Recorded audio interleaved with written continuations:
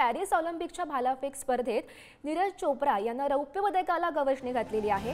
नीरज चोप्रानं अंतिम फेरीमध्ये 49.45 मीटरवर थ्रो करत रौप्य पदक पटकावलंय। पॅरिस ऑलिम्पिकमध्ये नीरज चोप्राच्या रूपात भारताला 5वं पदक मिळालेलं आहे। तर भालाफेक स्पर्धेमध्ये पाकिस्तानच्या अर्शद नदीमनं आता सुवर्ण पदक जिंकल्याचं समजतंय।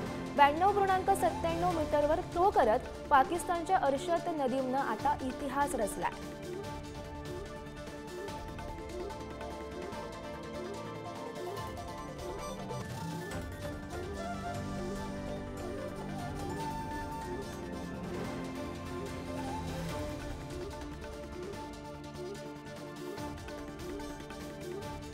तो बिल्कुल वो तो मन में था ही, और वही है, सबकी उम्मीद भी थी और हमेशा उस पर खरा भी उतरे हैं।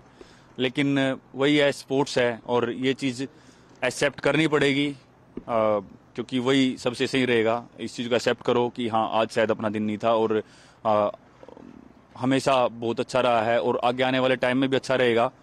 लेकिन आज शायद से वो नहीं था कि आज नहीं बजवा पाएंगे राष्ट्रगान, लेकिन ऐसा हमेशा नहीं होता। आगे फिर मौका मिलेगा और फिर से हमारा राष्ट्रगान होगा, पेरिस में नहीं तो कहीं और से ही।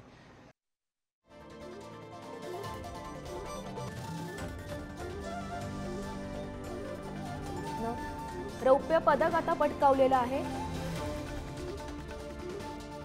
तर पाकिस्तानच्या अर्शद नदीमनं आता सुवर्ण पदक जिंकल्याचं सध्या समजतंय। नीरज चोप्रानं अंतिम फेरीमध्ये 49.45 मीटरवर थ्रो करत आता हे रौप्य पदक पटकावल्याची माहिती।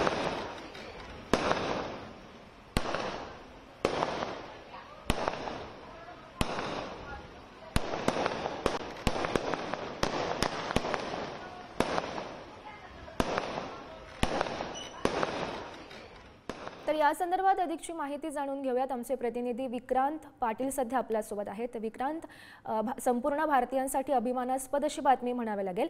भालाफेक स्पर्धेमध्ये नीरज चोप्रा यांना आता रौप्य पदक पटकावलेलं आहे। अगदी खरं आहे गौरी, खरं तर नीरज चोप्रा याला सिल्वर मेडल मिळालेलेच आहे। पण या व्यतिरिक्त सांगायचं झालं तर कालचा दिवस हा भारतीय क्रीडाप्रेमींसाठी खरं तर महत्त्वाचा होता, आनंदाचा होता। त्याचं कारण असं आहे की काल भारताला ऑलिम्पिकमध्ये 2 मेडल्स मिळाले। पहिली गोष्ट, हॉकीमध्ये भारताला ब्रॉन्झ मेडल मिळालं आणि त्यानंतर नीरज चोप्राने रात्री कमाल केली। Golden arm, golden boy, golden javelin म्हणून ज्याची ओळख आहे त्या नीरज चोप्रानं यंदा सिल्वर मेडल जे आहे ते भारतासाठी कमवलं आणि त्यामुळे संपूर्ण देशामध्ये आता आनंदाचं वातावरण आहे। अगदी आपण दृश्यांमध्ये सुद्धा पाहू शकतो की फटाके फोडून वगैरे लोकांनी जो आहे तो आनंद साजरा केला। एकंदरीतच नीरज चोप्रानं देशासाठी यंदाचं पहिलं सिल्वर मेडल हे कमावलेलं आहे आणि त्यामुळे देशामध्ये आता आनंदाचं वातावरण निर्माण झालेलं पाहायला मिळतं। धन्यवाद दिलेल्या या माहितीसाठी।